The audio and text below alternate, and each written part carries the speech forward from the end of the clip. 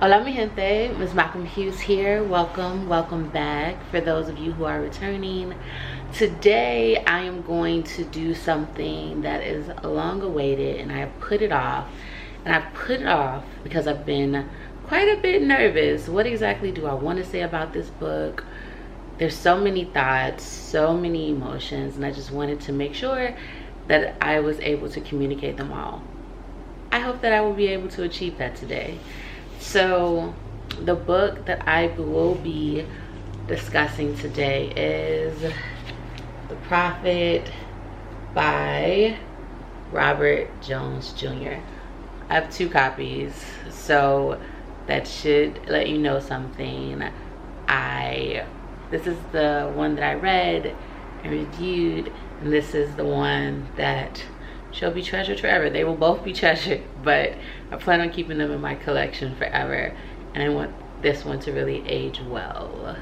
So that gives you a hint about how I feel about it. Let's get into it. So let's first start with the review, or let's start with the overview. So on the surface, it will appear that this story is about Isaiah and Samuel, and it is, but in actuality, it's a story about all of us.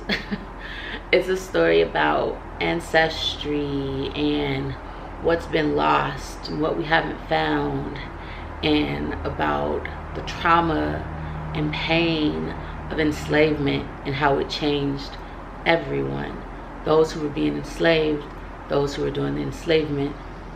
And it also teaches about memory and why it's so important to remember what you have lost, right? Or to remember what you have forgotten, whether willingly or forcefully. So I'll give you more, but I want to start by saying this, or asking this question. When is the last time you stopped and hugged a book? When is the last time you hugged a book? I was about a quarter of the way through this book when I stopped. I closed it and I hugged it. Robert Jones Jr. has done a brilliant job with the writing here. It draws you in immediately.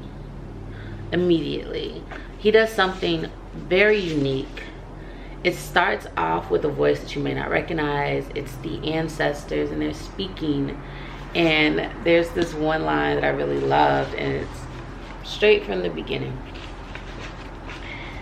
And it says, "There is, however, an answer. There is always an answer, but you have not earned it yet. You do not know who you are. How could you possibly reckon with who we are?" And I feel like that set the tone for the book. Because throughout, at every turn, there is language here that makes you pause.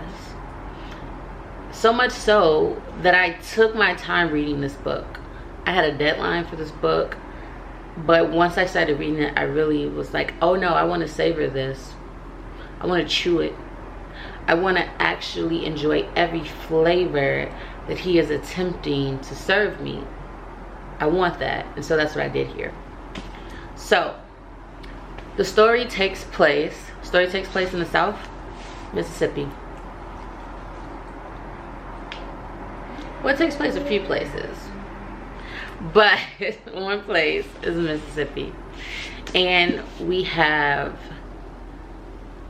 a plantation, and we have the humans that have been enslaved, the Africans that have been enslaved on that plantation. We have a number of characters. We get introduced to so many characters here, and the main characters are Samuel and Isaiah.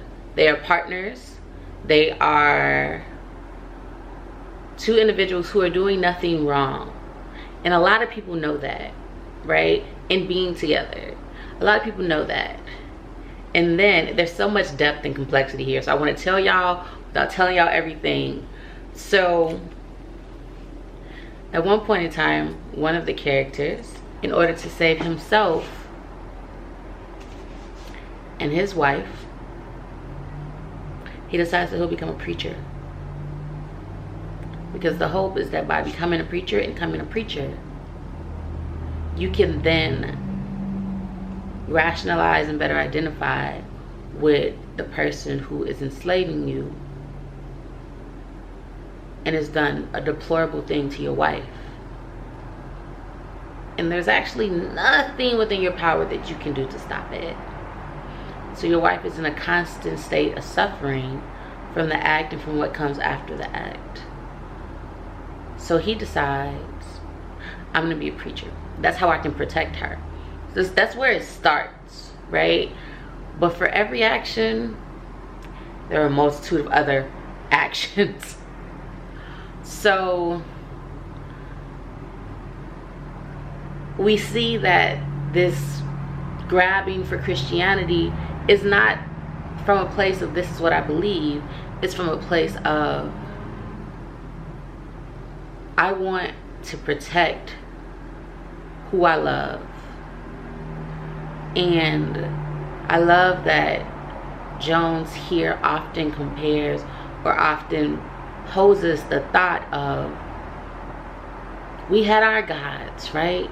And these white people, when they came in, right, the gods that they brought with them with their Christianity, they colonized and overtook everything. Wow, their gods must be powerful. And it's not in a, this is what I believe, is in a way that causes you to stop and ponder, right? Even if it's a thought that you've already had, even if it's a concept that you've already picked apart, right? You still stop and ponder, wow, is that really how they felt? And yeah, I could see that, right? So much of this book is I could see that. Or he brings the real life of what has been memorialized as a moment in time. He brings, I don't even want to say the human factor, right? Or the humanity. That's not what I want to say. He brings the realness to it, right? These were people who did multiple things for multiple reasons, and everyone was impacted. You could not go through this system and not be impacted by it. So we have so many characters and we get to see how all of them are changed, right? And what I love about this book is that there are no white saviors. That's not what we have here. No, you are at fault. And even if you think you're innocent, you're not. You're complicit, right? And more than being complicit, you are actually an actor in it as well. You play a role. You are out here influencing and shaping the lives and what will happen to people based on a multitude of reasons. And specifically, I'm talking about white women in this book as well. And he doesn't just do that with white women, he does it with white men, right? He does it, in a sense, you could say, tackling white liberals. The emotions here, the emotions are so deep and so heavy because you have so many different views and all of them are valid. You have people who, in order to deal with the pain of enslavement, some people have snapped and split into two, right? Would be considered bipolar. But how do you grapple with what is happening to you other than to break, right? You have our main characters who have dared to love each other, and it's not an easy love, right? One of them, it's still hard, right? And one of them judges the other, right? Because you think of it and you think of like enslavement, and like these people were forced to do things, yes, but they also had feelings about each other, right? Like, why you gotta be so willing to do what they ask? Why you gotta jump when they tell you to? But it's, what do you do for survival? How do you protect the people you love? How do you protect yourself? Who will you be, right? And then also there's a character that doesn't come in till near the end, but he's mulatto. His father is the slave master, right?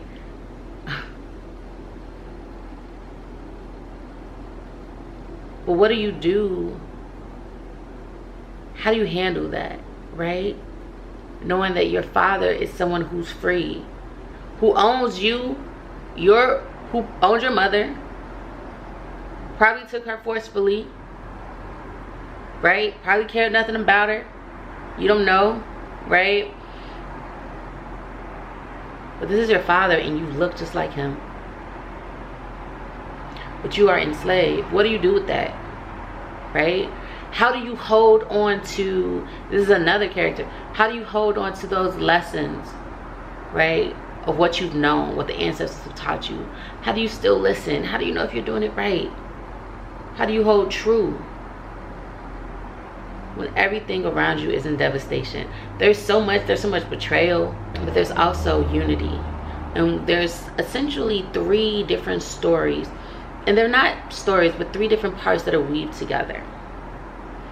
There is current times, what we have with enslavement. We do get a little backstory about one of our characters and their parents. There is the story of an entire badass African kingdom with a king who is a woman, who has multiple wives, who are men, right? And it's on a surface level, you could say, oh, Jones is attempting to flip social norms on their head, but it's actually reality. You go back and you study and you research, and these are based on or influenced by, and he's talked about this, influenced by real life kingdoms, right? He wants to make clear that what we know, what we have learned is not of us, right?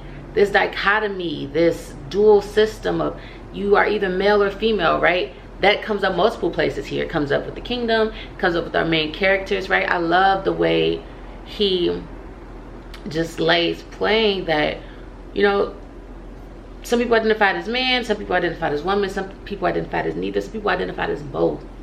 So this idea that you can only be one or the other is not of us, is not inherently historically of us, right? And obviously there were like systems and societies within African countries that definitely operated on a twofold system, but that wasn't the norm, widespread. It wasn't the only way. So there's so much of what we have inherited that he calls out for us. And that's why I say, even though on the surface it's a story of Samuel and Isaiah, it's really the story of us. And I think the prophets, I think it's twofold, the title. It makes me think of 2 things. So one, I'm not even sure if this had any influence on him, but there is the book, a work of, I have it on my shelf, I didn't bring it down, but The Prophet by Khalil Gibran. So that brought me to mind of this as well. This put me in the mind of that, but also the prophets, right? The religion, the beginning, right? This is our story, this is our telling, this is us, right? We can create that. And so many of the titles here are even based on books of the Bible. I know a bit about religion,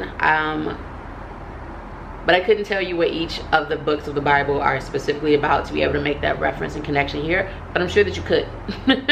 I'm sure there's a lot you can unpack there. But I do know a lot of the stories that are happening here that he's unpacking, and just the idea of these are the prophets that come to you to give you a lesson, to give you a warning, some type of revelation, right? So this story is like a new beginning. Let me rewrite the wrong. Let me bring to you what you have forgotten. Because how could you know? You couldn't. You wouldn't, right? You'd have to really delve deeply into your memory bank and sit in silence and go back and search for it and gather it and find it, right? And I love, it reminds me also of a poem by Nayyirah Waheed. It's like, if you can't hear the ancestors, ask them to speak up. They only whisper because you've been taught to fear them, right? That's not it verbatim, but puts me in the mind of that. And that's one of the things I really wish came through more, the voice of the ancestors. That was powerful. That you do not yet know us, right? There is actually a live discussion that he did with Books of Pop Culture over on Instagram, and I'll link it below. Great video. If you want to check it out and hear him discuss his book and break it down, definitely worth your time. So I would definitely say check that out. I don't want to give too much of this book away. I would say it's deeply layered. So much is here to unpack. Whew. In order to fully discuss it the way I want to, I would give too much away, and I want you to read it for yourself. Robert Jones Jr. has done a masterful job of writing this, but it's not without flaws. It is not. And a couple of things that bothered me a little bit. One, at some points wish there was a better editor. I think the different stories that we have, I think the story of one's parents, I think the ancestral realm, I think King Akusa, I think the main story, I think these at some points should have been more seamless. They should have flowed better. They don't always feel, sometimes they feel as if they're cutting against each other, and I wanted them to be smoother around the edges and flow more seamlessly. Another big question that I have, I want to know if there were more pages here.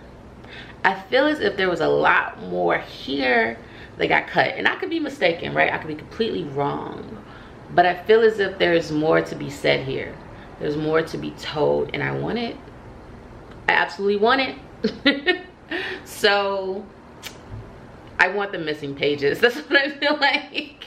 And it's not at any one point, right? It's not like, oh, I feel like the book ended abruptly. No, that's not at all what I'm saying. I actually don't have an issue with that. I feel as if in between, in the middle, I feel like some pages got shaved and I needed them. So I think that goes back to editing as well. And I think that's my big issue.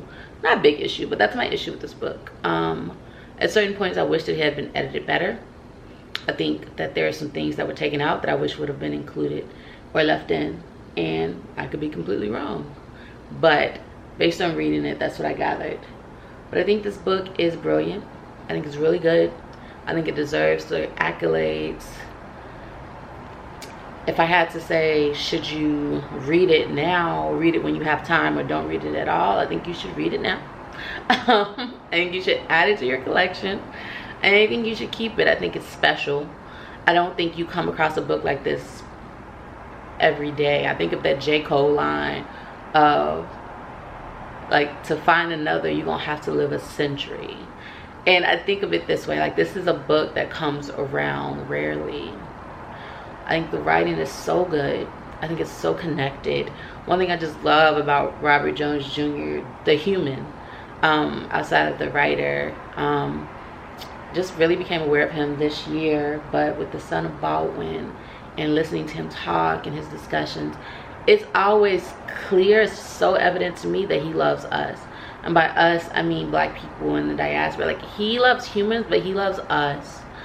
And that's always clear to me, right? When you want us to be whole. Like, I want to say free, but whole. And that's clear, and that's what I feel like we have here as well.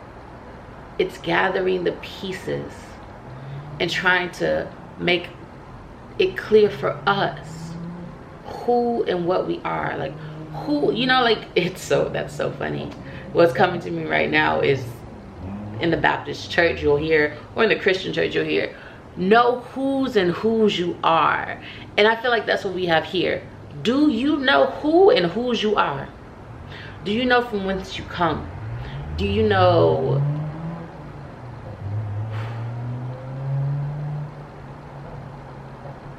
all of your history?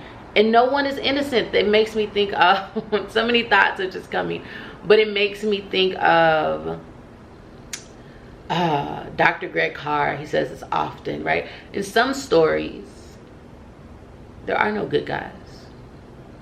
In some stories, there are no good guys, right? Everyone's at fault, right? Because when we go back and we have King Akusa in the kingdom, there was betrayal, right? So it doesn't remove the blood from anyone's hands. It doesn't remove the blood from folks, like from fellow Africans who betrayed other fellow Africans, right? It by no means removes the blood from slaveholders, doesn't remove the blood from folks who may see themselves as innocent bystanders, doesn't remove the blood from the hands of white women, right? And that issue there, and that goes into feminism and a whole lot of other conversations. But in some stories, there are no good guys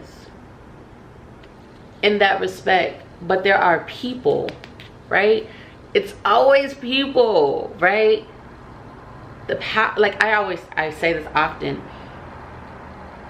we don't necessarily, like, I'm glad we have them, right? But we don't need stories that creates monsters. Humans can be it all, right? So, like, we don't need fictional monsters, just humans and what humans are capable of. You have that. You absolutely have that. And we have this here, right? We have humans who are saving themselves. We have humans who you get to a point where you're like, you know what? Everybody not gonna make it, and you know that. Everyone's not gonna make it. But we still have to revolt. Because this is unacceptable. Right? Oh gosh, there's so many good quotes here. I'm even thinking about, I remember something that, like, whoo, knocked the breath out of me when I read it. Was it's important to know who was the first, right? Who was the first person who was enslaved? It's important to know so that you will know who didn't stop it from being a second. Oh gosh. When I tell you, that knocked the breath out of me, and I think that's something that happens here so often. Something so profound will be said to you that it was like, whew. But he doesn't place blame. You are allowed to be fully, have a full human experience and run the full gamut of emotions. Because just as directly as he says that, he also makes it clear, but that's unfair, right? It's unfair to say that, and here's why. So all of it is here. And I think that's what I loved so much about it. The complexity, the raw honesty, right? The range. The range. Also, names are important here. The importance of knowing your name. Again, it goes back to memory. There's so much here to unpack, so much that I could say. I don't want this video to be extremely long, but I wanted to just come on and finally do my review. Just do it, get it over with. There's so much that I could say and so much I want to say that I was worried that, like, how do I summarize this? How do I express it to you all? Like, it felt like a challenge. It was just so much here. I was like, can I express it clearly? And I'm not sure if I have. But what I can say is this.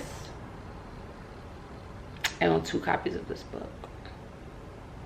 I hugged this book. So much of this book will stick with me and make me ponder.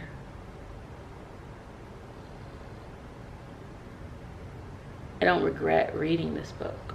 I don't regret taking my time to savor it.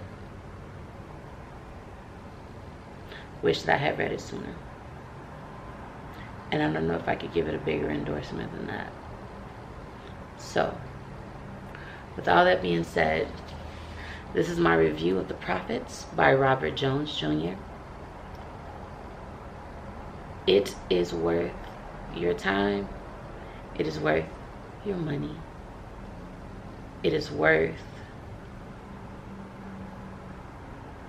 the mental and emotional journey that it will take you on. It's worth it. And I hope you all read it. So that's it. I did it. That's my review. Hope you all got something out of it. And I really do hope you all read it. My list of books that I'm reading is up for this month. I also read the first 3 chapters of this book. That video is up as well. So if you are curious and you're like, I don't know, should I read it? I want to know a little bit more. You can listen to the first 3 chapters. And hopefully it will intrigue you enough and pique your interest enough that you will go out and finish it. That's it for me. I hope you all are doing fantastically well. And until next time, I am MsMalcolmHughes, one who believes that books are sometimes better than people. And I hope that you all remember to give time, to be kind to each other, and to have the best day of your life on purpose. Hola, adios. Also, for those of you inquiring, I do still have buttons, my MsMalcolmHughes pins, and the details on how to get those are below.